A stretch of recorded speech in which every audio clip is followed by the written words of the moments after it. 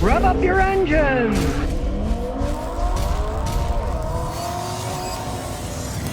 Yes, sad but true. The price of used cars is again starting to creep up again.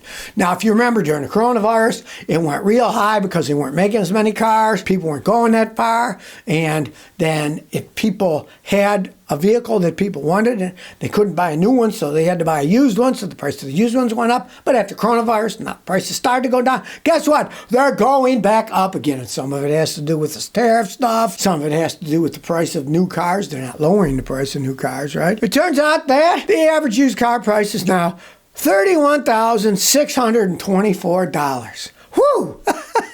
Expensive used cars, right? It was going down for a while. It was under 30, way under 30. Now, and that's too much as far as I'm concerned, you know. I usually buy good used cars for $3,000, $5,000, whatever.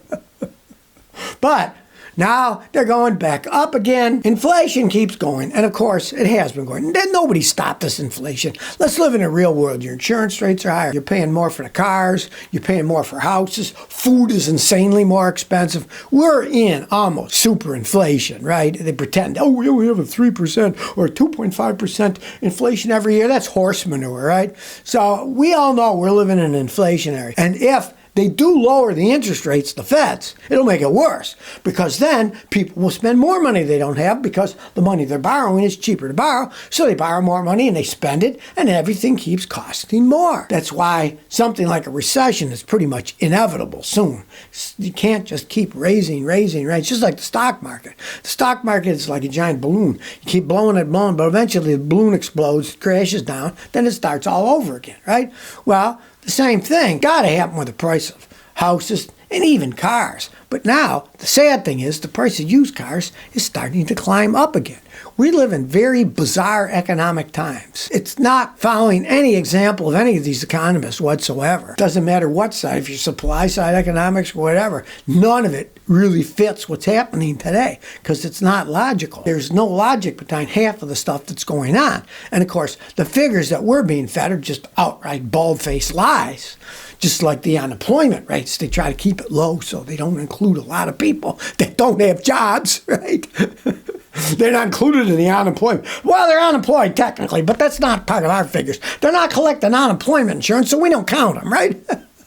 It's crazy. All that stuff started when Richard Nixon was president because the inflation was so high.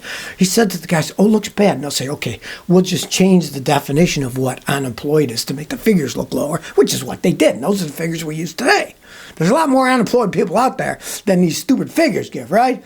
So now, sadly, the price of used cars is starting to go up again, and it doesn't make any sense. Everything's going topsy-turvy. Something's going to hit the wall at some point in time, and there's going to be a giant mess. That's for sure. When people can't afford the car, then it doesn't matter what these people ask for them. Right? They have the Kelly Blue Books and all that nonsense. It's made up. They deliberately make the price of the used cars high because they're in the business of selling used cars. So, of course, they're going to make them look like they're worth more than they actually are. But at some point in time, the literal crap is going to hit the fan, and things are going to have to equilibrate somehow. They can't just keep going up and up and up because people aren't making more and more and more. Maybe the rich people are, but the average people aren't. That there comes a point where there's going to be some big mess, whether it's cars, house prices, house sales. Something's got to give because you can't keep just blowing the balloon up. Eventually, the balloon will burst. And people can argue this, that, and everything else, but it really comes down to the tariff scenario. Now, I read one guy said, oh, it's not the tariffs, because look, last month they started to rise up, and that was before the tariffs were instituted, right? Yeah, but that's instituted. Trump was still talking about the tariffs, and people were worried, gee, they're going to raise the price on this Japanese car or German car that I want, so I'm going to buy one right now, and I'm going to save money buying a used one, but then everybody else is trying the same thing, and whenever there is a bigger demand, the price goes up. right? Because there's a limited amount of used cars out there.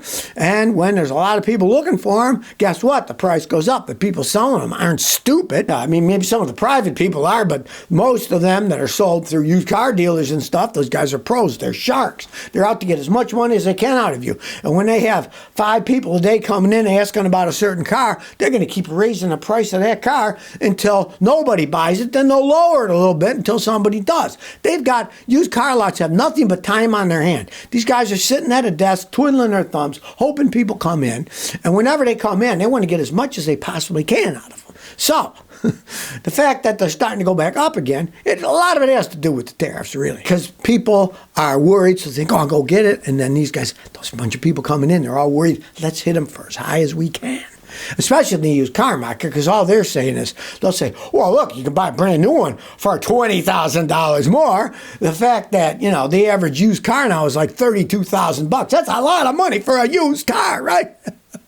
They were bloated out of proportion to begin with, and now it looks like they're starting to bloat up again with this tariff stuff. Well, Toyota and Subaru are being sued over engine issues in their GR86 and the BRZ. If you remember, they came out with a sports car years ago, and they weren't Toyotas. They were just rebadged Subarus with Subaru 4-cylinder boxer engines that aren't the greatest engines in the world, right?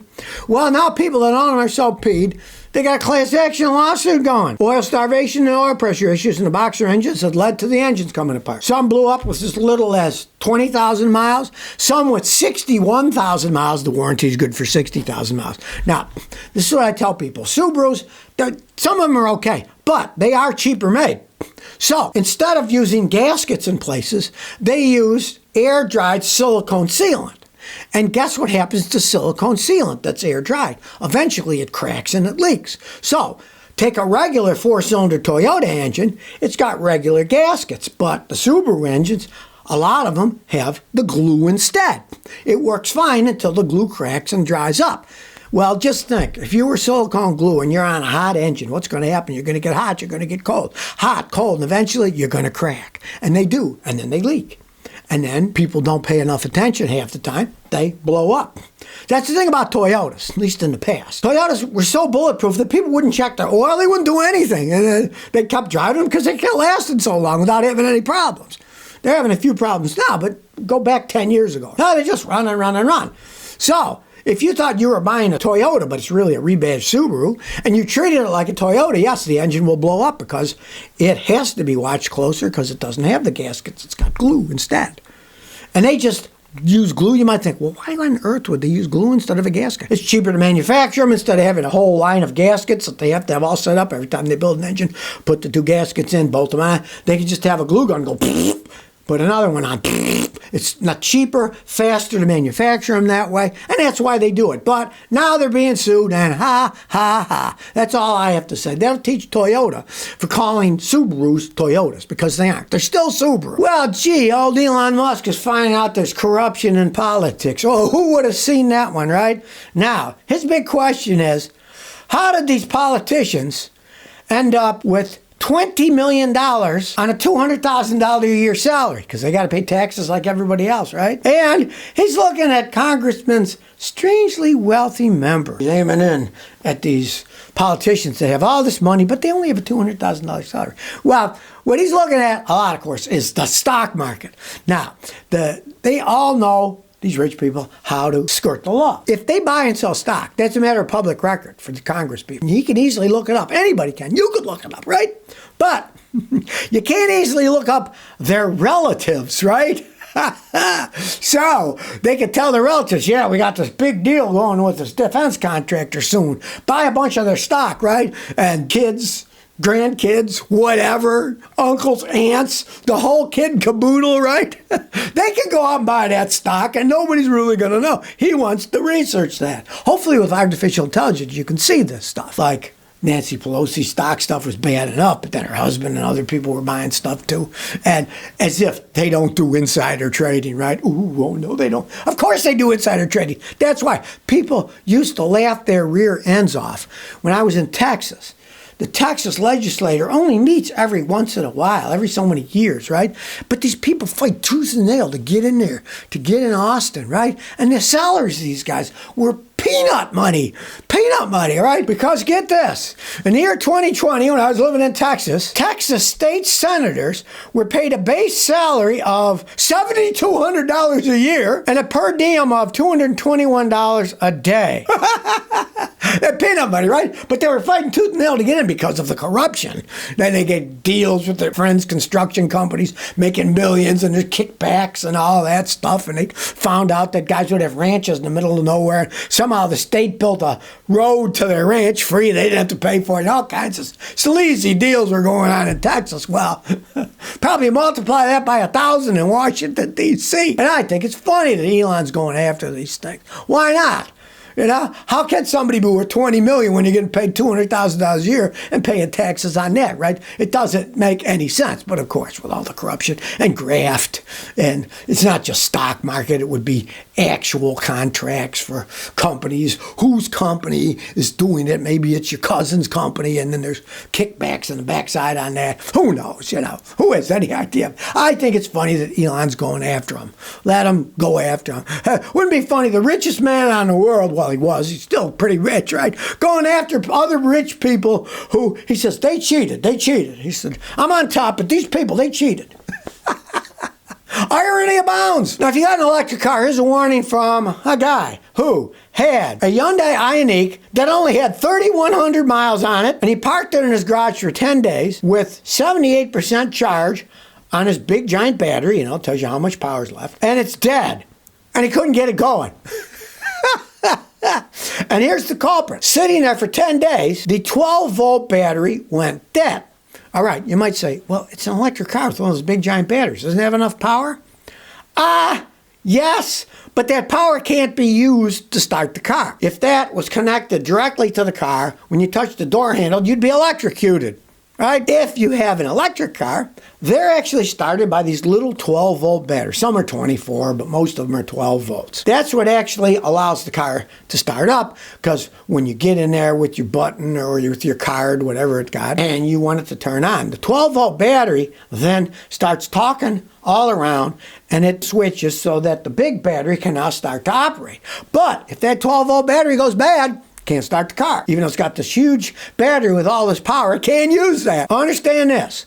If you do have an electric car, make sure you have some kind of access to that 12-volt battery. Now, on some Teslas, to get in, you basically have to take the fender apart to get in, to get to the 12-volt battery. I've seen people do that. It's a pain in the butt, right?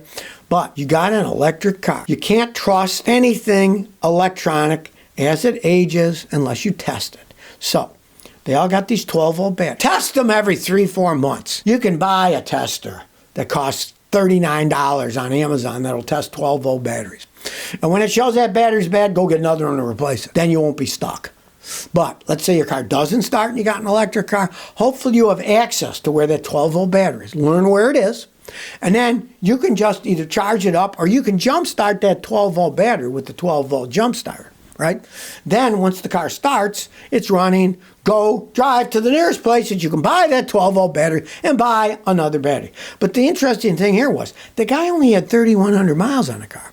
And it was only a year old. How come that 12-volt battery went bad? I mean, those things could last 3 to 5 years at least, right? This one didn't even last 3,100 miles. Well, if you're thinking about getting an electric car, I would tell you wait for the future. It's not ready yet, but let's say you got to get one, right? Well, if you do, you got to get a level 2 home charger for your car, because if you just plug it in the 110, which is level 1, it might take you 6 days to charge up your big electric battery vehicle, right? Well, interesting enough, there's a company out there now called Emporia. It just launched its Pro Level 2 home EV charger that's smart, and it alleviates the need for a costly upgrade to your panel.